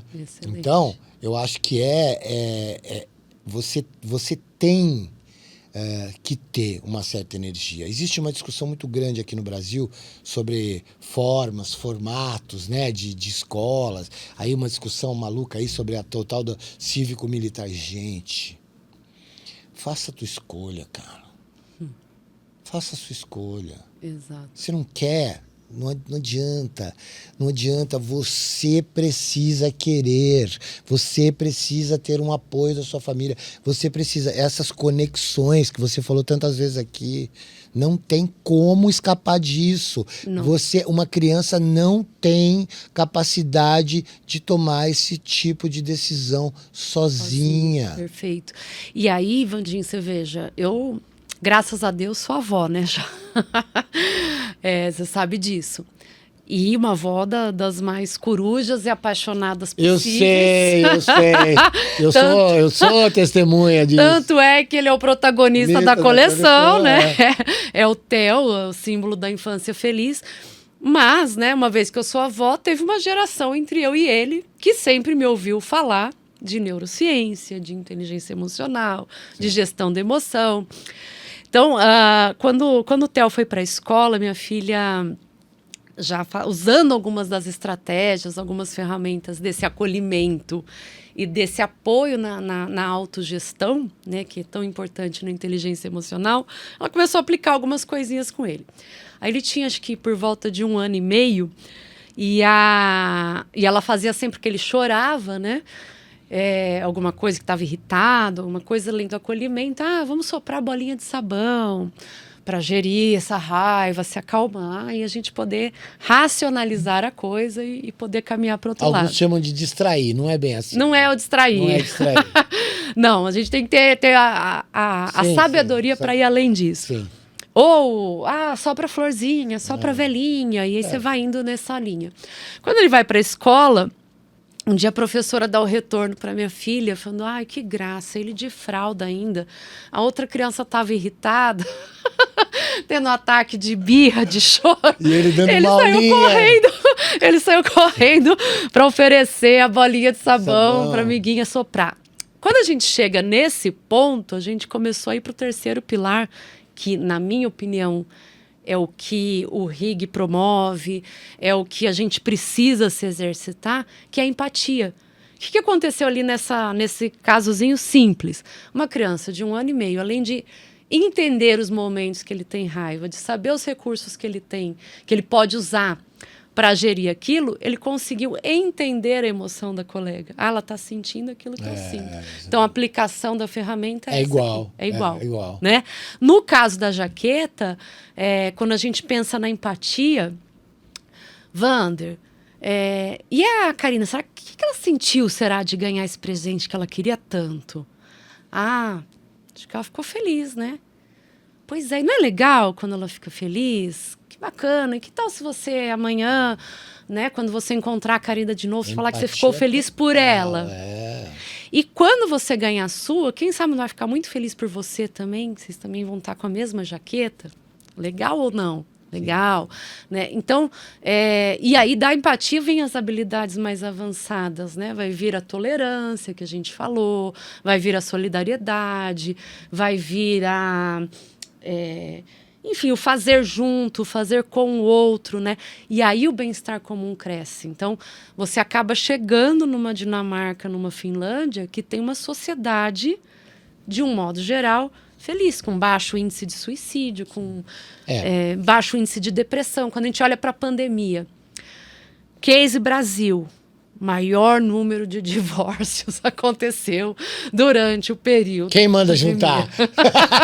Fica juntando. Porque as pessoas... Fica juntando pessoa que não se vê, dá nisso. E as pessoas não sabiam ficar confinadas, trancadas no mesmo lugar, enlouqueceram. Né? Não tinha saúde mental. E quem não divorciou ficou grávida. Teve outro lado. Outro filho, Mas, muito louco. Até na época da pandemia, eu me lembro de ter feito uma live com um psicólogo aí bem famoso também na área educacional, e onde a gente falou disso, da questão da Dinamarca. Então, o confinamento para eles é comum. Então, eles já sabiam. Ali, tinha área de letra, né? Que delícia, é RIG quanto precisar aqui, né? E a gente tem pavor da convivência, do sentir, do olhar para o outro. Então, a gente precisa começar a sair um pouquinho dessa sociedade muito ensimesmada, vamos usar, né? Tem um cara que usa bastante esse termo, ensimesmado. É um escritor, eu não me lembro o nome dele agora. Ele adora falar ensimesmado. Adora. Isso, porque no fundo né? Para começar, e assim, se a gente tem as primeiras 2 vivências sociais da criança, família e escola, né? Então às vezes a família não está preparada para tudo isso, não tem a estrutura, não tem o tempo. A gente falou um pouquinho da terceirização da educação, mas essa criança terceirizada, em algum momento ela vai cair na escola, se não direto na escola. Sim. Né? Então, se a gente começa a levar essa parte da neurociência da felicidade, num momento de extrema plasticidade cerebral, de desenvolvimento neuronal, a gente consegue, né, com as ferramentas certas, e aí foi o que eu fiz no projeto do sistema de ensino RIG, né, com as ferramentas didaticamente adequadas. E aí posso até mostrar aqui. Isso, vamos partir um pouco para dentro do RIG para a gente detalhar isso com mais... Esse é mais grandão, não vou tirar daqui, mas ele mostra um pouco da coleção didática da educação ele infantil. aqui, porque assim ele aparece... Então, a gente tem já dela até os 6 anos de idade. Tem toda uma gama de coleção de literatura infantil. Então, também sempre com storytelling. Aqui eles fazem, Theo e sua turma fazem uma viagem para o mundo da Dinamarca, descobrem o segredo do RIG e vão espalhar isso Brasil afora. Legal. Né? E até o livro ele traz um pouco desse conflito, né, das diferenças socioeconômicas, culturais. Mas a turminha aí vai provar que tem um segredo para a felicidade, que é possível, sim, né? Mesmo no país do Theo aí, país conhecido por... que também era o Theo até questiona, às vezes é conhecido como um país feliz também, porque é o país do futebol, do samba, do carnaval. Mais ou né? menos. Das bets. Mas aí o Theo acabou contando. Não, é um país também de muita desafio, Sim, de muita sim. diferença social. Tem favelas, tem fome. Agora tem fumaça, né? Pra todo lado. Pra todo lado. Tem queimada. Eu vi um humorista falando assim, ó. Muito engraçado isso aí. Falou, então a galera fica falando aí muito, né, do Brasil. Ó, eu vou falar uma coisa pra você. 2 coisas. Eu fui conhecer um país aí que eu adorei, que é caro pra caramba. Mas, meu, é uma grande favela. Só que lá eles pintaram tudo de branco e azul. E lá ninguém te assalta. Isso é um assalto. O cara te cobra por isso. Aí ficou todo mundo rindo. Ele é humorista, claro, ele tava zoando. Mas a galera, onde? Ele falou assim, vai pra Grécia pra você ver.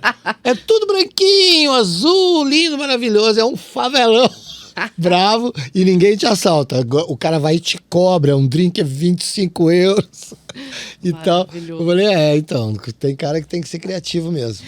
E aí, isso eu quero ler dos Vikings aí, eu adoro eles. Vou te mostrar. E aí, para explicar um pouquinho. Então, a gente tem, além da coleção didática e da coleção de literatura, especificamente o projeto de neurociência. Ali vão aparecer várias ferramentas no didático, na trilha didática, mas aqui o enredo ele vem, né? Aqui o Theo, né, gente? Olha que coisa mais linda. Ele vem com a sua aventura, vem as atividades, mas o tempo inteiro eles vão ter, a gente vai ter ferramentas, né? Ó, que ele já está com os colegas vikings, vão aparecer ferramentas de neurociência adaptadas, né, para o storytelling. Então, vou dar um exemplo aqui, mapeamento das emoções, bússola de emoções. Então, são todas ferramentas que hoje a gente tem domínio, a gente tem conhecimento na neurociência, aqui ó, da bússola, e que vão vir para o material didático na linguagem da criança, mas instrumentalizando sempre com essa... eu vou falar aqui de novo de intencionalidade pedagógica, porque é aquilo, né? Um pouco da Alice no País das Maravilhas. Se eu não sei para onde eu quero ir, todo caminho serve, né? Qualquer caminho serve. E não, a gente tem que ser o contrário. Eu quero chegar lá. Qual é o caminho? Qual a estratégia? Qual o recurso? Né? Isso aí passa também por uma coisa assim. Quando você tem um plano, quando você tem uma meta, quando isso está traçado e que você tá com aquilo... mentalmente, você está conectado com aquilo, a possibilidade disso se tornar uma realidade na tua vida aumenta demais, né? Com certeza. Porque isso aí também sai um pouco da neurociência, entra na física quântica, digamos, né? Exato. Que falam muito disso. Mas eu também acho assim, nós estamos num plano... Isso é uma coisa pessoal, uma opinião minha, né? Num plano energético, né? Tudo tem a sua energia, o seu ciclo e tudo mais. Então eu acho assim, projetos, que nem quando você cria um projeto desse, você tem, você vai, na hora que você está estruturando ele, né? Você está sabendo onde você quer chegar. Com certeza. Então, você está sabendo onde você quer chegar. Você sabe que você tem que fazer certas coisas, que nem você tem feito muitas palestras, você tem participado de congressos. Você está entregando aquilo que você partiu de uma ideia. Exato. Então, eu te falo uma coisa. Mais do que... Antes, a gente vai falar um pouco mais do Rig, mas mais do que sonhador... Você tem que ser realizador. Você tem que ser realizador. Então, isso eu te falo. Eu acho que você é uma baita realizadora. E eu vou voltar numa frase de um amigo que sentou nessa cadeira que falou aí, que é o que eu achei o máximo. Que quando você muda o tom de uma coisa, você transforma muito, né? Então, assim, quando você tem 13 anos... E você olha aqueles seus amigos, os amigos de um irmão mais velho que você tem e tal, indo para uma festa que só pode entrar com 18, você fala, eu quero ir. Aí, seu pai e sua mãe olham para você e falam assim, cresça e apareça. Não vai. Cresça e apareça. Não vai, não pode, não é para você. Tá bom, beleza. Aí... Sentou um amigo meu aí. Aí veio, mas a mãe do fulano deixa, mas eu não sou mãe do fulano. Não sou mãe do fulano. Tá? Ou então aquelas frases de mãe, se eu encontrar o que você não encontrou, o que eu faço com você e tal, e aí vai. Mas aí, o cresça e apareça. Então isso aqui é o que muda o tom das coisas. E nós vamos falar do Rig agora. Cresça e apareça. Você muda o tom, muda tudo. É isso. Né? Então, cresça. Faça questão de crescer, faça Com questão certeza. de ser maior intelectualmente, ser maior moralmente, ser maior, isso com certeza vai te dar destaque. Então, Sem cresça dúvida. e apareça. É Não é isso. cresça e apareça. Não é. E isso aí também eu acho que é um cuidado na entonação das coisas. Exato. Porque quando você fala cresça e apareça, você não está dando nenhum acolhimento. Você tá, moleque. Vai pra lá, né? Vai pra lá, Chega pra sai pra lá. lá. E aí quando você fala, ó, não é teu momento, entendeu? Exato. Então, vai atrás. E é aqui que é interessante também nisso que você está falando, né? Dentre as intenções pedagógicas estão justamente que eles possam crescer para aparecer. Até a trilha aí nem falei, o da neurociência, ele vai até ensino médio. Então, coleção didática alinhada com a BNCC, né, por toda a educação infantil. E depois eu tenho do primeiro ano ao ensino, primeiro ano do fundamental, a terceira série do ensino médio, o projeto aí de neurociência da felicidade, Tá. que casa diretamente, eu faço questão de frisar isso, com um projeto de vida. Então, que entrega que a gente quer fazer? Que ele possa aparecer, Sim. né? Que ele saiba se conhecer a ponto de o que eu quero ser, quais são meus talentos, o que me deixa feliz, como eu conseguir controlar e manter meu coeficiente de emoções positivas através das ferramentas que eu fui adquirindo, quem eu posso ser, quais os talentos, o que me realiza, qual é o meu propósito.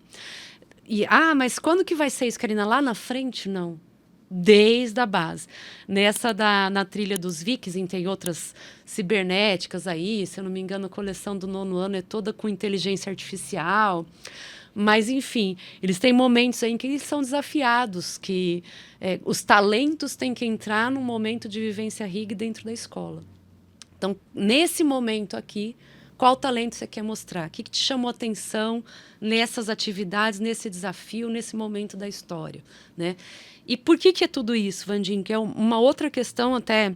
Eu escrevi, faz acho que 1 ano e pouco, um artigo para a revista do Cinep de Minas, das escolas particulares do estado de Minas Gerais.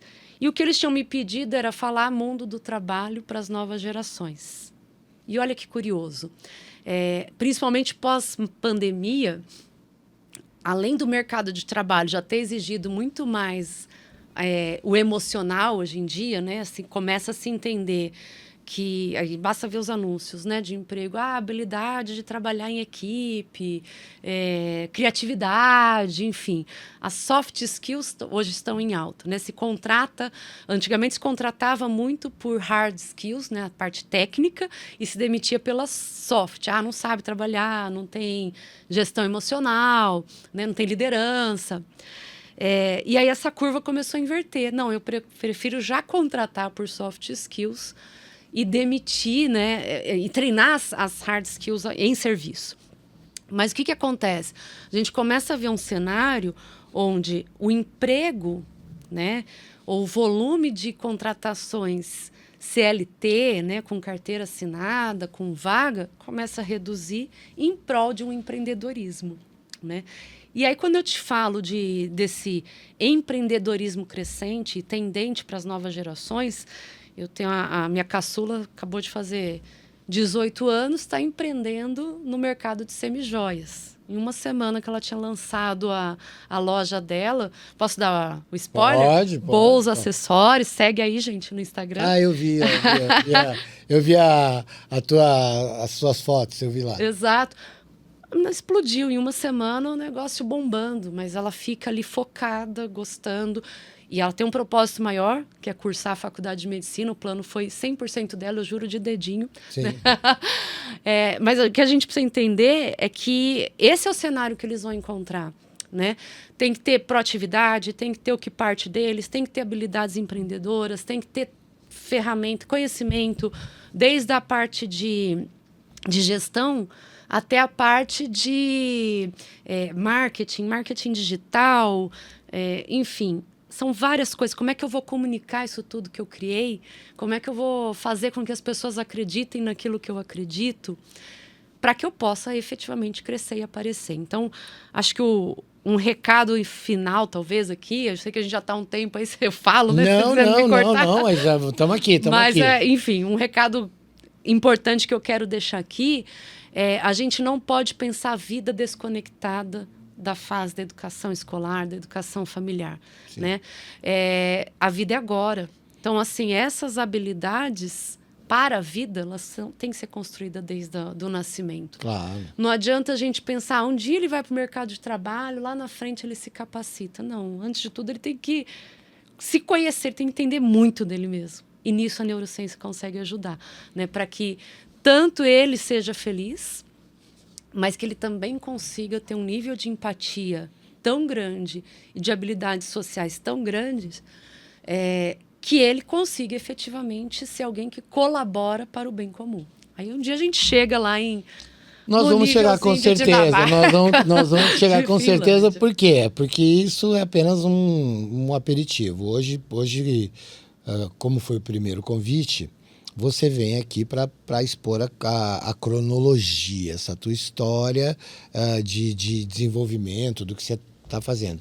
Só que assim, esse lugar aqui foi justamente criado para acalmar uma inquietação pessoal, né? Porque nós não nos conhecemos há tantos anos assim, mas nós sabemos muito bem o quão inquietos somos e que eu preciso não bater papo com a cebola, assim como você. Não damos conta. A cebola não é um amiguinho nosso. Quieta, ela é muito calada, né? E nós precisamos e nós o grupo nosso de trabalho, eu gosto de falar. Ele está até aqui ajudando a gente agora. O Eduardo é um cara bacana que chegou aí pra gente agora. E tem isso. Eu tenho exercitado bastante, né? A gente está passando bastante tempo junto, exercitado bastante a minha comunicação com ele, que não é a principal habilidade dele. Ele sabe como fazer, mas ele tem, né, aquela coisa da geração dele mesmo. Ele é bem jovem e ele é tecnicamente muito habilidoso. Isso é uma coisa que a gente está trocando, isso aqui é legal. Né? Ele tem um monte de coisa para me ensinar, eu tenho um monte de coisa para aprender com ele, e já tenho essa consciência, e ele também tem ficado atento nas minhas maluquices. Eu faço ele rir pra caramba, ele fica tentando me enfiar chocolate toda hora para eu comer, só que ele tem 23 anos, eu tenho muito mais que isso, e um chocolate para mim significa 2,5 kg na balança, para ele significa 10 minutos de digestão, de digestão, não precisa nem caminhar, vai embora, sumiu, entendeu? Então, eu dei o Eduardo como exemplo, porque assim, eu tô aqui para tirar essa minha nhaca, né? Que nem o meu outro sócio, ele fala assim, o Vander, se não tiver o podcast, vai explodir. Aí a gente foi, você sabe nossa trajetória, você acompanhou tudo de perto, então você sabe. E parabéns, né? Porque tá genial. Então nós fomos trabalhando para isso e chegamos aqui e vamos muito mais longe ainda. Mas, Karina, vai voltar e aí o bicho vai pegar, porque aí a gente vai falar de outros temas, não vamos precisar contar a sua história de novo, aí a gente vai marretar, a gente vai além disso. E também é o seguinte, não tem mais gravação não, velho. Agora taca-lhe pau, Marco Velho. É live. Nós vamos vir, sentar e pá. E se a gente tiver que ficar 3 horas aqui, nós vamos beber um monte de água. Nem vai ser difícil, vamos, não. Difícil é parar de falar. Nós vamos ter problema que pode aparecer ali alguém e falar assim, onde desliga? Né? Onde vai cair energia? A autonomia da bateria de quanto tempo? Não vai ter jeito. Não somos não vou falar a marca do carro, porque esse negócio de carro elétrico tá uma coisa... Eu vou falar, o nego é capaz de me processar. Mas assim, não vá com carro elétrico para Salvador, daqui para lá. Você não vai chegar. Fica a dica. Não tem tomadinha até lá. Fica esperto. Mas, cara, sem palavras, muito obrigado. Muito legal. Primeiro, por você ter aceitado o meu convite. Segundo, por trazer de forma tão minuciosa e didática, né? Obrigada. Porque não adianta você vir até aqui e ficar falando para que as pessoas não tenham esse alcance, né? Você fala, aí cara tá olhando lá e falando assim, caramba, o que som ele tá falando? É de comer ou de passar no cabelo? É de comer ou de passar no cabelo. Não, mas então, obrigado pela... Isso aí é uma forma generosa de entregar, né? O que você tem para entregar. Que é falar da forma mais simples, né? Mais delicada e generosa possível. Eu que agradeço. De qualquer forma, já... Outro convite, a gente só precisa marcar a data. Só me fala. E vamos aí. Mais sucesso ainda na tua jornada, porque eu sei como é que é. E eu sei com o que você está brigando. É né? isso. Então, é uma coisa que eu tenho visto assim das suas últimas experiências, nas nossas conversas, que tem muita gente que mostra uma intenção que não é real. Exato. Né? Que não é real, não, porque eu quero, eu faço, aconteça e tudo mais, aí ficam glorificando situações que elas não acreditam realmente. Perfeito. Então, eu não quero estar preocupado com o carro que você vai comprar, ou com a casa que você vai morar, ou o apartamento, ou a viagem que você vai fazer. Eu quero saber que os seus propósitos são palpáveis e cada vez mais sejam um sucesso. Então, não para, acelera. Jamais. Acelera que você está fazendo o certo. Muito Obrigada. obrigado. Eu que agradeço, Vandinho. Muito obrigado. Tá Dá seu recado aí, final, e vamos para a próxima. Vamos embora, né? Quando o propósito é nobre, né, Vander, a gente não desiste. Sendo ariana, menos ainda, né? Menos ainda. Então é isso. A gente realmente é capaz de construir uma sociedade melhor, uma sociedade feliz e principalmente sendo mais feliz, né? Não acreditasse nisso, não teria sido. E quando eu reflito, eu vejo que é cada vez mais essa construção da minha história de vida. Sempre me direcionou para isso. E aí fica um recado aqui, já que a neurociência da felicidade fala tanto, o Vander insistiu tanto nesse estúdio, né, nesse podcast. Acredite, né? Acredite em você, acredite nos seus sonhos, nos seus talentos, né? Que é um dos truques aí que a neurociência traz, né? Dos pilares, mais do que truques, né? Essenciais para a gente ser feliz, a gente ser realizador daquilo que a gente entende como a nossa missão, o nosso propósito, aquilo que vai fazer com que a gente sinta que vale a pena viver, ser feliz, viver com os outros. Quando você vê o outro feliz, você fica mais feliz. E bora todo mundo ser feliz, muito rig para todos nós. É isso aí. A prática da felicidade é missão também, né? E não se prenda àquele sonho que está mais distante. Pense no seu momento agora e faça, né? Então nós temos uma empreendedora na família, né? Que vai ser médica, com certeza, que ela já decidiu isso, mas ela resolveu mexer com as semijoias, as bijus e tudo mais. Podem dar uma moral para ela lá também, que ela agradece. A gente agradece. A família Bolzan agradece. Então, gente, mais um dia feliz meu. Podem apostar nisso, porque eu gosto muito do que eu faço e eu vou continuar fazendo por muito tempo. Porque se eu tô feliz, por que não? Obrigado, gente. Fui.